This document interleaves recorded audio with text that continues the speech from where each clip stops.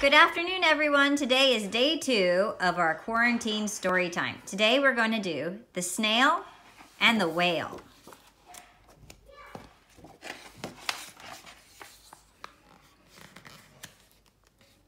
This is the tale of a tiny snail and a great big gray blue humpback whale. This is a rock as black as soot, and this is a snail with an itchy foot. The sea snail slithered all over the rock and gazed at the sea and the ships in the dock. And as she gazed, she sniffed inside. The sea is deep and the world is wide. How I long to sail, said the tiny snail.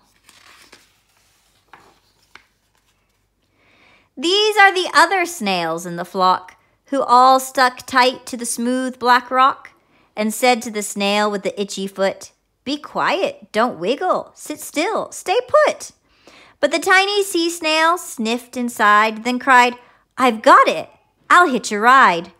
This is the trail of the tiny snail, a silvery trail that looped and curled and said, "Ride wanted around the world."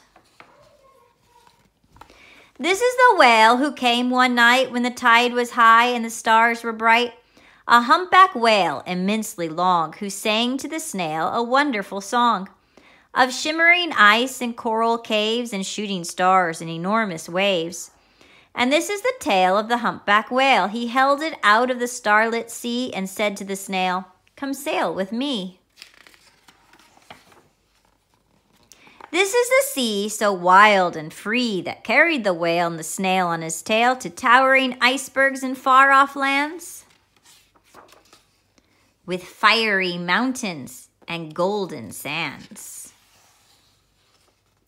These are the waves that arched and crashed, that foamed and frolicked and sprayed and splashed the tiny snail on the tail of the whale.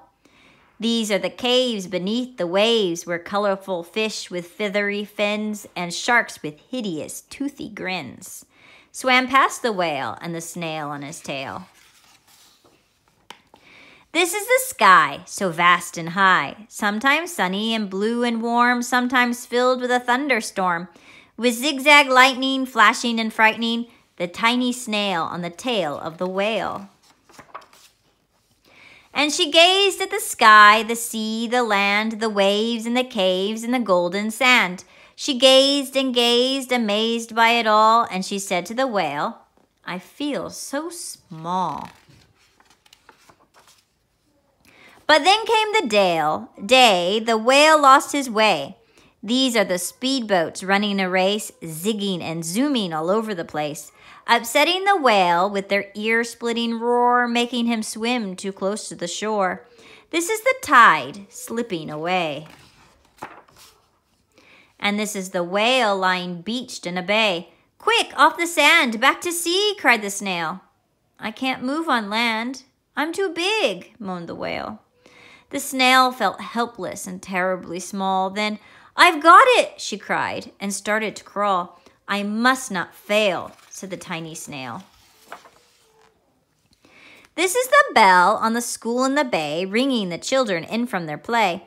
This is the teacher holding her chalk, telling the class, "Sit straight, don't talk."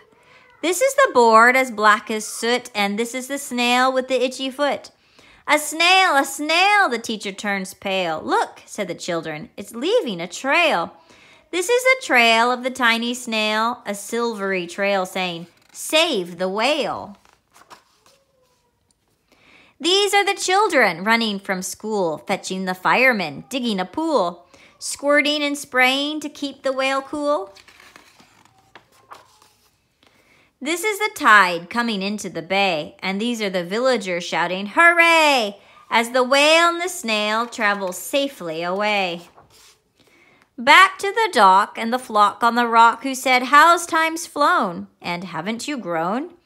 And the whale and the snail told their wonderful tale of shimmering ice and coral caves and shooting stars and enormous waves, and how the snail, so small and frail, with her looping, curling, silvery trail, saved the life of the humpback whale.